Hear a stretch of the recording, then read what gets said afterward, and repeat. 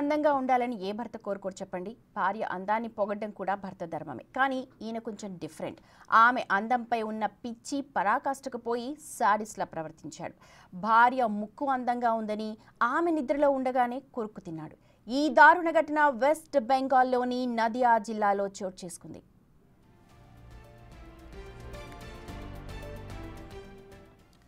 Shantipur police station పరిధిలో నివసించే బాపన్ షేక్ మధు ఖాతున్ 9 ఏళ్ల క్రితం ప్రేమించి పెళ్లి చేసుకున్నారు.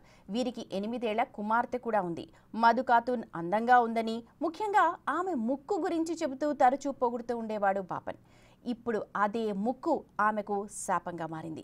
తెల్లవారుజామున 3 గంటల సమయంలో అందరూ నిద్రపోతుండడం చూసిన బాపన్ ఒక్కసారిగా భార్య ముక్కు, చేతి వేలు కొరికి నమిలి మింగేశాడు. మధు ఖాతున్ అరుపులు, కేకలతో ఆ వీధిలో అలజడి రేగింది. ఇల్లు మొత్తం దద్దరిల్లిపోయింది.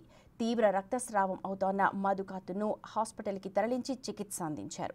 ఆ తర్వాత ఆమె తల్లితో కలిసి శాంతిపూర్ పిఎస్లో భర్తపై ఫిర్యాదు చేసింది. తన పెళ్లైనప్పటి నుంచి కూడా ముక్కు గురించి పొగిడేవాడని, కొరికి తినేస్తానని చెప్పేవాడని అంటోంది మధు ఖాతున్.